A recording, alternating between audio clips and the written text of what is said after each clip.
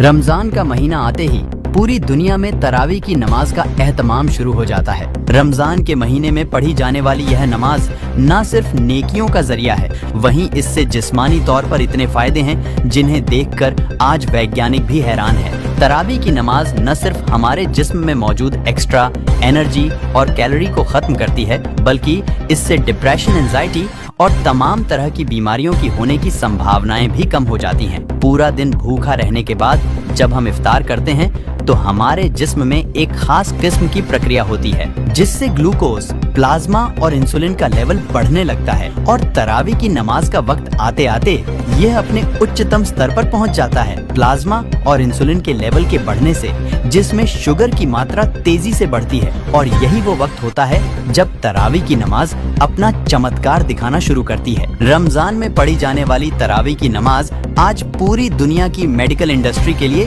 शोध का विषय बन चुकी है। वैज्ञानिक भी हैरान है कि इफ्तारी के बाद अदा की जाने वाली इस नमाज की इतनी सटीक टाइमिंग कैसे तय की गई, क्योंकि यह न सिर्फ इंसान की मेटाबॉलिक हेल्थ को सुधारती है, बल्कि इससे इतने फायदे हैं कि उन्हें किसी एक किताब में बयां नहीं किया जा सकता। अमेरिका के मशहूर डॉक्टर हर्बर्ट बेंसन के मुताबिक तरावी की नमाज न सिर्फ मेंटल हेल्थ को बेहतर रखती है, बल्कि यह डिप्रेशन और तमाम ज़हनी बीमारियों से बचाती है। उन्होंने कहा कि कुरान की आयतों के दोहराने से न सिर्फ हाफिजा मजबूत होता है, बल्कि यह दिमागी सुकून के लिए असरदार है। उन्होंने इस प्रक्रिया को रिलैक्सेशन रिस्पॉन्स का नाम दिया।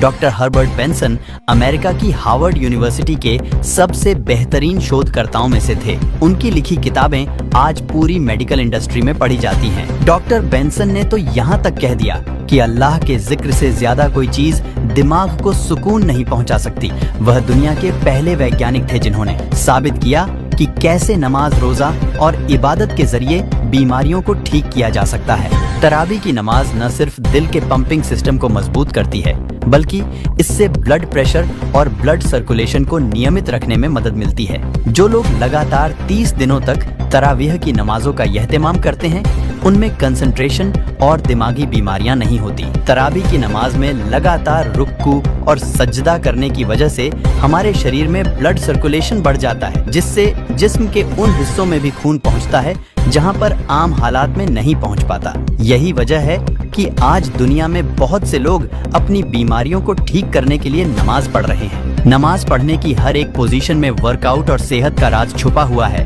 वैज्ञानिकों की माने तो लगातार 20 रकातों में रुकू और सजदा करने से न सिर्फ पीठ की मांसपेशियां फ्लेक्सिबल होती हैं, बल्कि इससे पाचन तंत्र भी मजबूत होता है।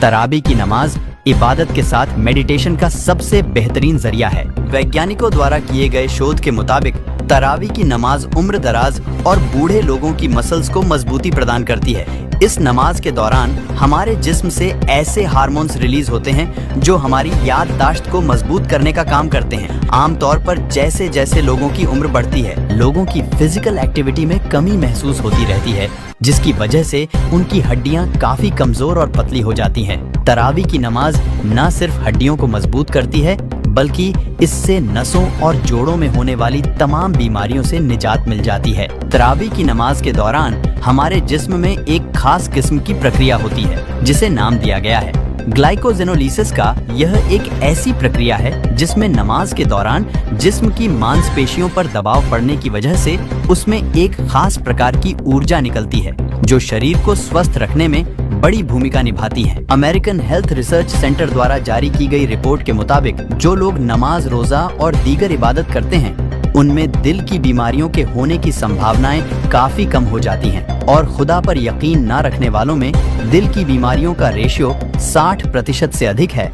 वैज्ञानिकों की माने तो 5 बार नमाज अदा करना हर घंटे 3 मील जॉगिंग करने के समान है। लगातार 20 रकात नमाज पढ़ने की वजह से न सिर्फ फिजिकल फिटनेस को बनाए रखने में मदद मिलती है, बल्कि इससे भावनात्मक रूप से मजबूत होने के साथ इंसान की उम्र में भी इजाफा होता है। हाल ही में अमेरिका की हार्वर्ड यूनिवर्सिटी में 1916 से 1950 के दरमियान तालीम हासिल करने वाले 17,000 छात्रों पर रिसर्च की गई, जिससे पता चला कि जो छात्र एरोबिक एक्सरसाइज या नमाज जैसी इबादत करते थे, उनकी मौत की दर नमाज ना पढ़ने वाले छात्रों की तुलना में काफी कम थी। दुनिया भर के वैज्ञानिक आज सांस से संबंधित बीमारियों से बचने और रेस्पिरेटरी सिस्टम को मजबूत बनाने के लिए रुक्कू और सजदा जैसी एक्सरसाइज बता रहे हैं। लेकिन इस्लाम ने इबादत के रूप में ही सदियों पहले पूरी इंसानियत को तरावी की शक्ल में एक ऐसा तोहफा दे दिया था जिससे आज सैकड़ों बीमारियों से बचा जा सकता है। बढ़ती उम्र के साथ